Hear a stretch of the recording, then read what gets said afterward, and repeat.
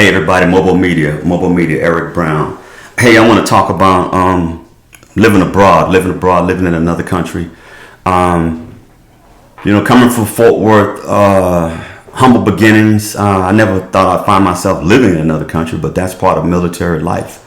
So I ended up living in Japan a total of about 11 years, almost 11 years, between Okinawa, Japan and Yokota, Japan, which is near the mainland. And it was definitely an experience. Some people would consider the Japanese culture as being quite rigid or extreme. To me, they just have a different take on life, man. They don't take anything too seriously, but they take the business of nature seriously. And when I say nature, they believe in everything organic in the nature, and you take care of the plants and the trees, and you go outside and enjoy yourself, and you value the sun and the water and the earth and the trees and the moon. Something we've gotten away from. But the Japanese people, man, they're very compassionate people. They would do anything for you. But they're all about their rules now. They got rules, and they do follow the rules. For example, if you're on public transportation, let's say a bus or a train or something like that. In America, you might be on a train or a bus. Yeah, some clown on there acting a fool, or somebody with their phone up loud or on speaker. That's not allowed in Japan. They will look at you like you're crazy. They don't, everybody should have a pleasant experience in their eyes. And so no one person should set the tone for a space that everyone is sharing. So they look down on that, man. They look down on that. Japan was an expensive country.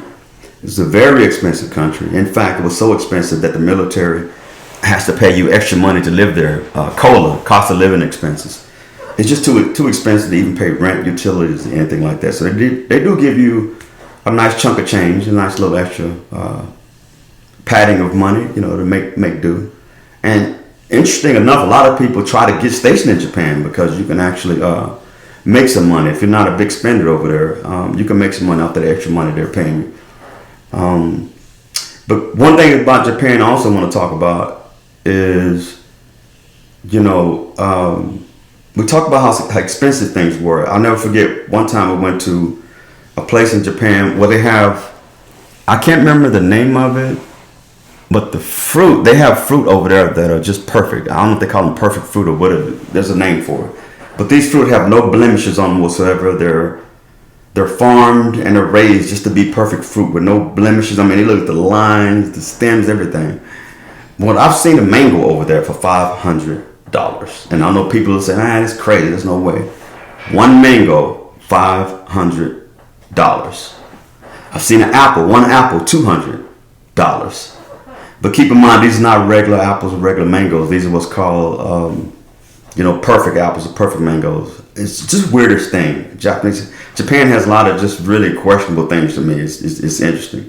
Like, who would pay $500 for a mango? Although I had the temptation to kind of wonder what a $500 mango tastes like, but I'm sure it was no different than a 30-cent mango out of Walmart or H-E-B or something like that.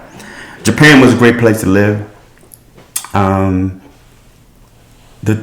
It was interesting because a lot of times some Americans go to Japan and they're so afraid of being in other countries they won't even leave the military bases, man. You can have people in Japan for 5 years and never leave the military base. Never spend Japanese money. I think that's a crazy waste of time, waste of opportunity.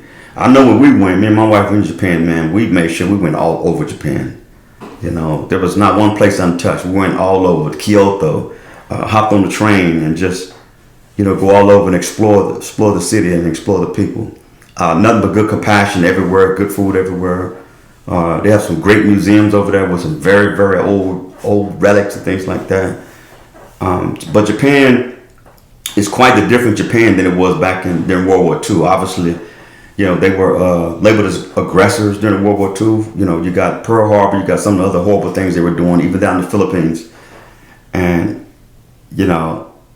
they are still trying to shape that horrible, I'm not even going to call it a stigma. It was fact. They were doing some crazy things back then. But they have been trying to shape that, so much so that I was told that even in the schools, they actually try to cut out some of the history of the bad things Japan did out of the schools. I don't think they should cut it. I think they should need to leave it in because I think it shows the kids, the youth, how you can come from being labeled one thing, but then turn around and being one of the most, richest countries in the nation and one of the most technologically advanced, But it also ties into, what we're arguing about here in America, that, blacks shouldn't know their history. And people will say I'm making an assumption by saying that, but that's what's being told to us. Blacks should know their history, which is BS. I need to know who I am. I should have known who I am, but there are reasons why I don't. There were efforts to make sure I didn't know who I am, because if I knew who I am, then I know what I'm capable of doing. So, powerful statement. But my time in Japan was great. I encourage you to try to understand other cultures, although you may not be able to travel there. You got YouTube, you got the internet. So just try to get an understanding of other cultures. And who knows, you may run across a Japanese and impress them by telling them something that you've learned. You never know. So, hey, man, y'all take care. Eric Brown, MOBO-Media. Bye-bye.